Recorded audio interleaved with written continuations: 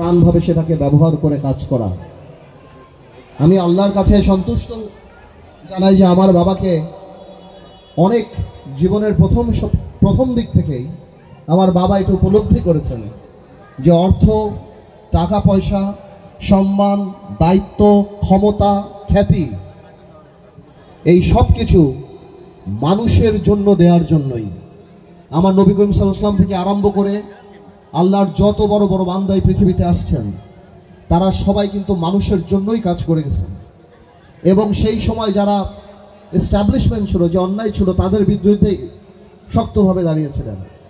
আজকে দেখেন আমার বাবার এই সুনাম, আমার বাবার ভোলার মানুষের পাশে দাঁড়ানো, শুধু ভোলা না, আমার বাবা যেখানে গিয়েছে মানুষের জয় করেছে, মন জয় করে। এখন যার সাথে দেখা হয় বাংলাদেশে বাবার কথা বললে বলে এই সিংহের মতো মানুষ, এত বড় হৃদয়, এত বড় মানুষ।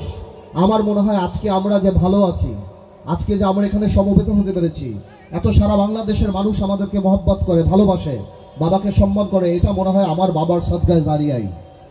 আরেকটা বড় ব্যাপার, বাবার কোনো অহংকার ছিল না। বাবা সাধারণ মানুষের সাথে এমনভাবে মিশত, এমনভাবে থাকতো, সে যেই হোক। আমরা যখন ঢাকাতে ইফতার করতাম, আমাদের সাথে বাবা ইফতার করতো না, নিচে যে যারা বাসায় কাজ করে তাদের সাথে বসে আমি দেখতাম বাবা ইফতার করতেন। আপনারা দোয়া করবেন। আমরা রাজনীতিতেও অনেক কষ্ট করেছি গত 17 বছর, 20 বছর। আগামীতে ইনশাল্লাহ আমাদের একটা সুদিন আসার আল্লাহ যদি চায় সম্ভাবনা আছে। আমরা জানি অহংকারী না হয়ে উঠি ভাই।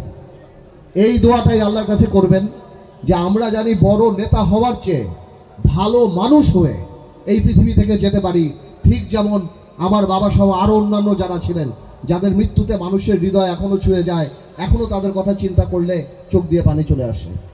আমি আর সময় নিব না, আপনাদের অনেক ধন্যবাদ। আপনারা দোয়া করবেন আল্লাহ জানি আমার বাবাকে বেহেশত নসিব করেন, এবং আপনি দোয়া করবেন আমরা জানি আমার বাবার নাম আরো উপরে উঠাতে পারি ইনশাল্লাহ। আমার বাবাকে জানি জীবনে ইনশাল্লাহ সেই কাল কিয়ামতের দিন যদি আমার বাবার সাথে দেখা হওয়ার কোনো সুযোগ থাকে, তাহলে বলতে পারি যে ওনার নামকে আমরা ধরে রেখেছি এবং ইনশাল্লাহ আরো উপরে উঠানোর ব্যবস্থা করেছি। আপনাদের সবাইকে ধন্যবাদ। আল্লাহ হাফেজ, ভালো থাকবেন। আয় আল্লাহ তাআলা, আজ 6 এপ্রিল, আয় আল্লাহ 17তম আমাদের ভোলা জেলার রূপকার জনাব নাজিউর রহমান মঞ্জুর সাহেবের, আলহাজ মোহাম্মদ মরহুম নাজিউর রহমান মঞ্জুর সাহেবের আয় আল্লাহ দোয়া অনুষ্ঠানে, 17তম দোয়া অনুষ্ঠানে আমরা উপস্থিত। আয় আল্লাহ মরহুমকে উদ্দেশ্য করে আমরা সূরা ফাতিহা পড়েছি, সূরা ইখলাস পড়েছি, আয় আল্লাহ সূরা তাকাসুর পড়েছি। ভুল ত্রুটি মাফ করে দিয়ে আপনি কবুল করে নেন। আয় আল্লাহ কোরআনের একটা অক্ষর উচ্চারণ করলে কম পক্ষে 10টা নেকি, ওই অক্ষরটা উজু সহকারে উচ্চারণ করলে 25 নেকি, নামাজের মধ্যে দাঁড়ায়া পড়লে 100 নেকি, বৈশা পড়লে 50 নেকি। এমন আজিমুস শান কালামের অনেকগুলো অক্ষর অনেক বান্দাদেরকে নিয়ে পড়ছি। আপনি মেহেরবানি করে ভুল ত্রুটি মাফ করে দিয়ে কবুল করে নেন।